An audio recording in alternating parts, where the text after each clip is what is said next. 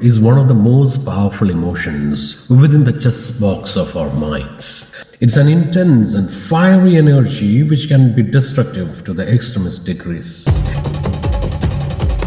It may not be roped down within our own individual social or community boundaries. It can transcend and reach the zenith point of world destruction even. Not an exaggeration. A single man's anger is enough for that. See the madness of anger displayed by those terrorists and the so-called heinous organizations making mushroom sproutings in the world. They are intense, so intense with their prejudiced shackles and insane ideologies that they can devastate the wholeness and integrity of all human civilizations.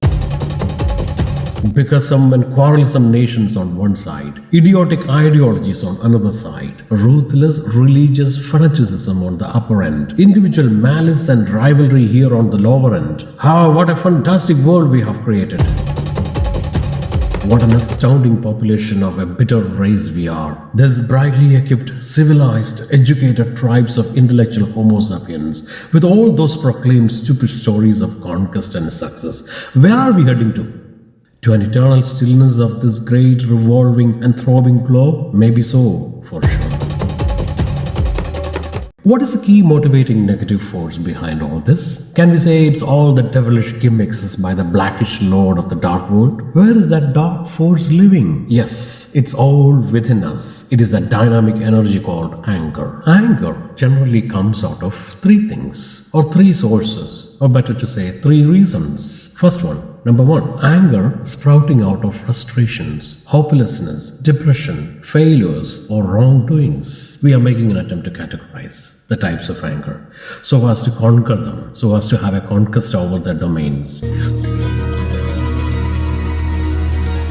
So the first one is anger sprouting out of frustrations and failures. Second one, anger or pretended anger acted out in diplomacy. That's a special category. Third one, a genuine anger flowing out of a higher sense of righteousness and moral courage. So there are three. Let us explore this a bit more. Let's talk about the first one. It is natural to encounter hopelessness and frustration in our day-to-day lives. Somebody is there to cheat. Someone is there to set traps. Someone is always there eager to destroy our property, or hard-earned good name or fame. Someone is always hiding to sabotage and blow up all the sources of our well-being.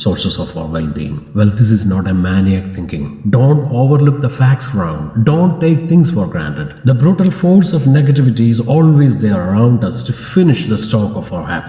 I remember a famous Malayalam writer's comment, every society is like a hunter. He says, every society is like a hunter. It is hungry to get a prey, just to talk about and to ruin him, just to satiate their inner foul cravings for malice and revenge.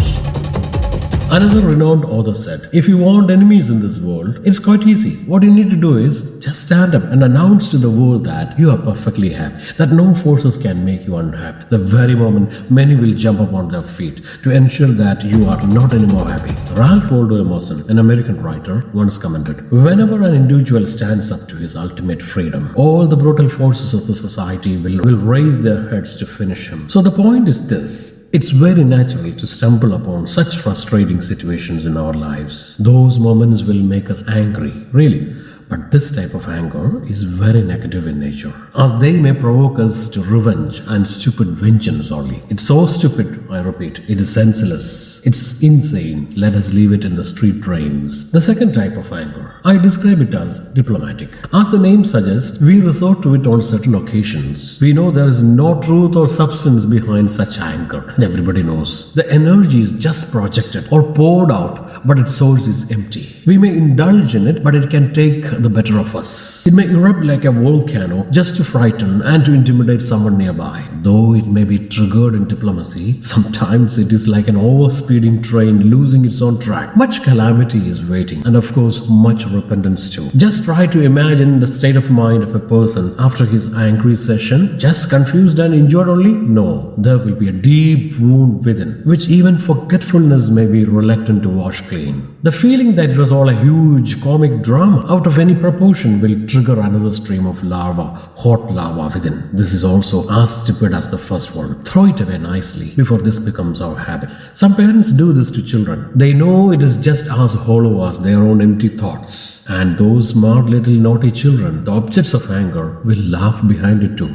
Now let us see the third type of anger. It is the most genuine energy, pure life fire, springing out of a deep perception that something is morally wrong, inhumanly disruptive, or maddeningly unjustifiable. When something or someone is solely against the very existence of man or earth, or even against the long cherished cultural norms and long preserved notions of goodness and righteousness, we experience that sort of an anger. The level of moral courage associated with that type of anger is tremendously great. But how many of us feel aroused with such sort of an anger, with such sort of a sacred emotion? It is tremendously creative and capable enough to destroy all the forms of evil and viciousness. It is destructive, but only to be creative. To create a better order, the demolition of an old building is done only to construct a more useful and needed one, to evolve a greater order out of the genuine chaos. Anger is not always negative as we may think.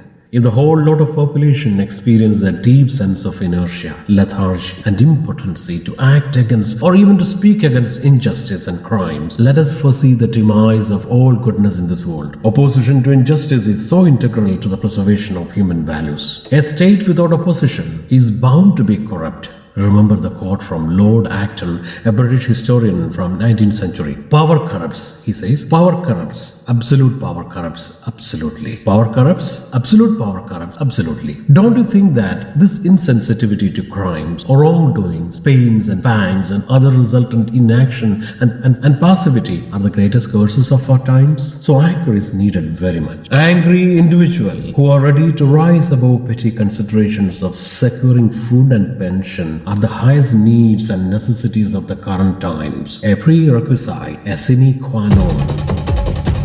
A flowery band of angry young men who holds not violence in their minds and hands.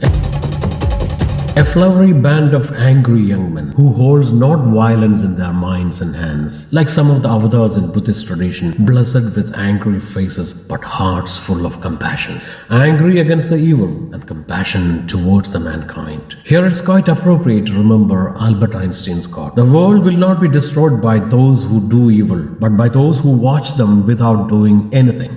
Socrates, the father of philosophy, happened to make an observation. This appears in Plato's Socratic dialogue, The Republic. Anybody can become angry. That is easy. But to be angry with the right person and to the right degree, at the right time, for the right purpose and in the right way may not be that easy. But that is the capability and power we all need to cultivate. Thank you.